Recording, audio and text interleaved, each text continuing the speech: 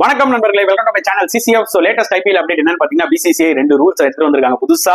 அதாவது 5 இயர்ஸ் முன்னாடி வந்து பாத்தீங்கன்னா இந்த பால்ல சலைவா யூஸ் பண்ணக்கூடாதுன்னு சொல்லி ஒரு பேன் பண்ணிருந்தாங்க. ரீசென்ட் டைம்ல முகமது ஷமி கூட சில இன்டர்வியூல பேசியிருந்தாரு. அதாவது சலைவா யூஸ் பண்றது வந்து பாத்தீங்கன்னா பால்ல அந்த ஒரு ஸ்விங் இருக்கும், ரிவர்ஸ் ஸ்விங் இருக்கும், அந்த ஒரு ஆப்ஷனை திருப்பி கொண்டு வரணும் அப்படின்ற மாதிரி சொல்லியிருப்பாரு. அது பிசிசிஐ காதுல விழுந்திருக்கும் போல. அதனால வந்து பாத்தீங்கன்னா அந்த ரூலை திருப்பி கொண்டு வந்திருக்காங்க. சோ இந்த ஐபிஎல்ல நம்ம நிறைய ஸ்விங் அண்ட் ரிவர்ஸ் ஸ்விங் பார்க்கலாம் போல. அண்ட் இன்னொரு முக்கியமான ரூல் என்னன்னு பாத்தீங்கன்னா, இந்த செகண்ட் ரூல் மட்டும் only applicable for the night matches, not for the day matches. அதுவும் நைட் மேட்சா இருந்தாலுமே செகண்ட் போலிங் போடுறாங்க பாத்தீங்களா, அந்த டீமுக்கு 10 ஓவருக்கு அப்புறம் 300 பால் வந்து அம்பையர் ப்ரொவைட் பண்ணுவாங்க இன் கேஸ் கிரவுண்ட்ல ஹெவி டியூ இருந்தா. அதாவது இந்த ரூல் எதுக்கு கொண்டு வந்தாங்கன்னா, இப்ப ஜெனரலா பாத்தீங்கன்னா முக்காவாசி ஐபிஎல் மேட்சஸ்ல டியூ வரும். எந்த டீம் டாஸ் பண்ணி போலிங் எடுக்கிறாங்களோ எந்த டார்கெட் இருந்தாலும் ஈஸியா சேஸ் பண்ணிடுவாங்க டியூனால.